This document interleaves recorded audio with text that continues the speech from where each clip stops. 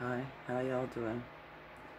It is Monday, the 29th of July, 2024. Here in Ontario, Canada, the skies are blue. Throughout the day, it was that same kind of blue it's been, with like the white curtain over it or whatever. It was like that today too, with clouds. And then it's gotten a little bit bluer, so it's cleared up a little bit. The blue anyway.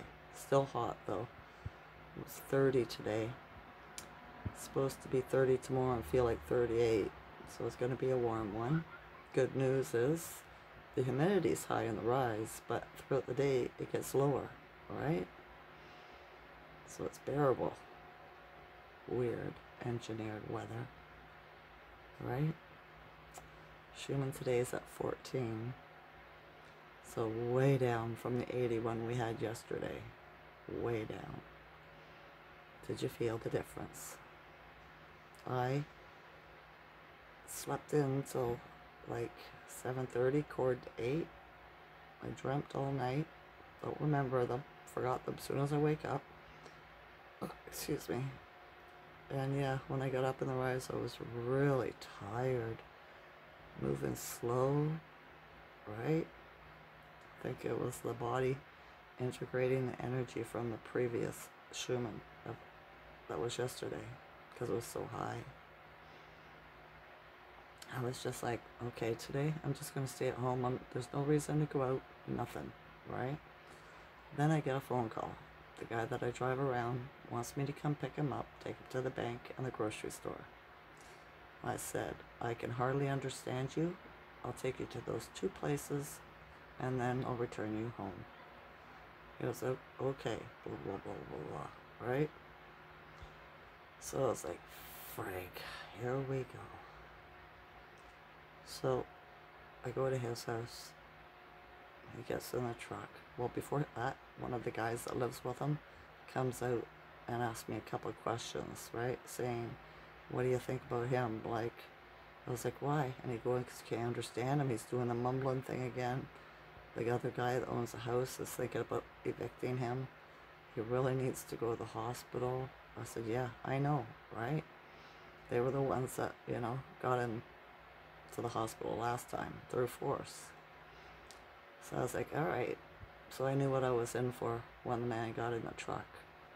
Soon as I backed out of the driveway and I started driving down the road, I was quite serious and stern with him. And I told him, right? You're sick. You need to go to the hospital. You're dying just like my father did. And I'm not going to sit and watch you die. I don't want to be around you, right? I'm going to take you where you need to go, and that's it. I said, if you want to be a real man, you should pull up your big boy pants, right? And check yourself into the hospital. Or you could be that little 5-year-old and just die, And so I pulled up in front of the bank. He got out of the truck and walked across the street. And I was like, where are you going? Because I know we can't understand him, so I think maybe he's confused, right? Also. And he mumbled something at me. I couldn't understand what he was saying. He went across the street and disappeared. All of a sudden, the guy that lives with him, that I had talked to previously, walks up to my window while I'm parked in the truck and said something to me. And he said, that's the best thing for him. And I said, what's that? And he said, the doctor. I said, where did he go? He said, he went to the doctor's. I said, really? Oh, okay. And then we chatted for a few minutes about him and what to do and all this, right? And he walked off. So I'm sitting there in the truck. And I'm waiting. And it's getting hotter because there's no AC on the truck. I look in my rear view, right? I see that there's an ambulance parked near the doctor's office. And he's sitting on the bench on Main Street, right? And there's a bunch of women. I presume that they were employees of the office, and 2 ambulance attendants standing there, 2 men. So they were all talking to each other and trying to talk to him and stuff. So I was like, oh, that's enough of this. I got out of the truck and I walked on the street, down the street, not the sidewalk. It's busy, right? It was like car to car traffic jam type. And I just walked down the street beside the cars, right? Because they were hardly moving. I wanted to make sure they seen me, right? I got across the street and the ambulance guys looked at me, right? The man stood up. I pointed at him and I yelled and I said, get in the ambulance. I said his name. I said, get in the ambulance, like really loud, right? And he took a couple steps and they're trying to talk to him and he walks across the street, right? So just as I make it to the ambulance people, all the women disappeared when I got there, right? And they start talking to me. And I said, he's sick. He's really sick. He needs to go to the hospital, right? And they're like, yeah, we know, but we can't force him. They called us because he was in the office and they couldn't understand him, right? I said, yeah, he's got confusion big time. He's sick. He needs to go to the hospital. I said, they said, like, we can't force him. I said, I know, unless he's harm to himself or to others. And he looks at me like, you know that, right? And I was like, yeah, I get it. I said, the guys who he lives with, they're going to evict him, right? Because they can't handle it. I said, he's got a very volatile personality, right? They were like, yeah, right? And we talked and talked. And he's like, can you manage, the only way I could think of is you get him to the hospital. I said, he won't, I could drive him there, but he's not going to get out. He's going to try to start a fight with me. And I'm not having that, right? And he's like, okay, well, we got to figure out a way, blah, blah, blah. And he says to his other guy, he says, should we phone the police? And the other guy says, yeah. He's like, okay. And the ambulance guy says that, turns around, and there's a police car right there in front of us on the main street. So the police had the policy officer had his window open, and the ambulance guy says, officer, can you help us out? And he's like, what do you need? And he's like, we need to take a man to the hospital that's not cooperating. He said, that's my job, right? And I said, okay, good man. And me and the ambulance attendees walked across the road to follow the guy, right? Because he had walked down and gotten in the truck that was parked down the road. So he says, is that your truck that he just got into? I said, yes. He said, okay. And so we start walking towards, he gets out. As soon as he seen the police and me and the two ambulance guys, he got out of the truck and started walking up this side street, that little alley, right, to go to a back street, right? But like, he's not very fast. He's pretty wobbly when he walks, right? And they started after him, right? And I told him what I said to get him to go to the doctors was, I told him to put on his big boy pants, right? Or die like a 5-year-old, right? Have a temper tantrum, you know? And he said, okay, right? Because I was trying to give him a way to think about talking to him, to getting through to him, right? And because what I said to him made him go to the doctors. And he wouldn't, you know, that's not something he would do unless, you know, he really, really thinks he needs to.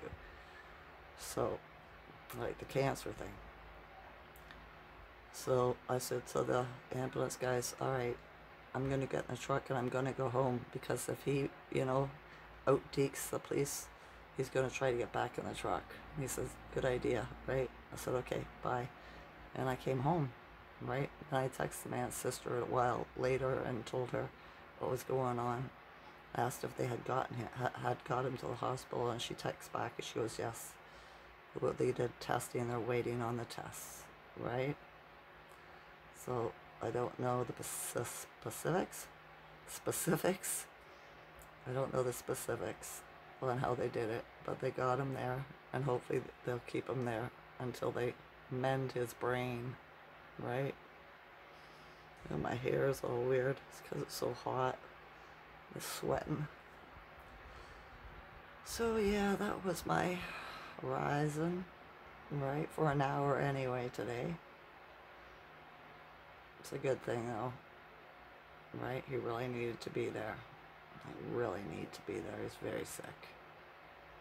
And I was just getting angry with him. I told him I did not want to be in his company anymore, right? I'm not going to watch him die like my father did. I said I even kicked my father out and told him to go die somewhere else. That's how I feel about that, right? Because they're just causing harm to themselves and not seeking help. I just think everything's alright, but nobody can understand them. So everything's not right. I know it's hard in this world because, right, I had to deal with the people that don't know they work for the satanic cult, the invaders. And I had to do it the 3D way because I didn't know what else to do. Right?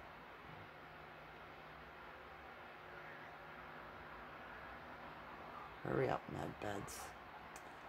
While I was sitting here too, before all that happened, I got a wee bit of a download. I was watching Stephen Burns. Was it 5 or 6 Halo CMEs came off the sun in the rise, and they're going to hit us anytime, and they don't know how powerful or what it's going to be like, right? And it came to my mind. It was like, okay, this could shut down communications and the power and everything on the realm, right? If there's a big enough solar flare, right? CME, whatever. And what would happen then, right? It shuts everything down. What are they going to do? They're going to have to lock us down, bring out the military, right? So that people don't go crazy and loot and rob and steal, right?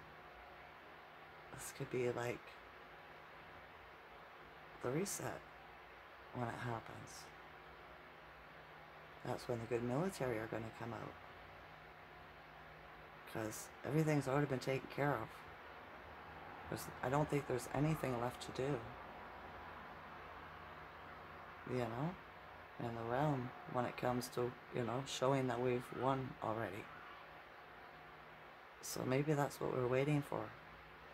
Is whatever energies they pumped in or out of the sun to do the Halo CMEs. Maybe they're just going to get stronger and more. If there was like 5 or 6 in a row that came today, right? Maybe that's just the build-up. And we're just going to get, and it's going to knock everything out. Maybe? This is what my mind said to me earlier. I said, this is how it's going to happen. This is going to how the good military comes out. So, I'm just thinking, right? If I'm wrong, I'm wrong. But it made sense to me when it came to my mind. I seen a woodpecker, first thing in the rise too. As soon as I got up, there was a woodpecker bebop hopping all over my tree. Black and white one, a little small one. So I was like, that was definitely a sign. It was. So yeah, all the little birdies on big deep birds street love to hear the robin go and tweet, tweet, tweet, rockin' robin, tweet, tweedledee, right? This little song came to my head. So yeah. Other than that, my son was at work with his sister all day, came home and he seems fine. I'm not communicating with him a whole bunch, so it's best that way. I don't want to feed the energy vampire, right? Not at all. Okay, I hope you're all cool. Cool, right? Stay cool. Stay in your higher vibrations of love. What's the highest vibration you can have? Singing and dancing, not smiling and laughing, right? Because the dark, the energy vampires, the narcissists, they hate that, right? When you're happy, because you're not feeding them. They'd be starving because the dark doesn't like to see you be happy. So smile, okay? Laugh, sing and dance, just for fun. Okay? Keep your vibes high. I love you all's consciousness. enjoy this night or day. Okay? Bye.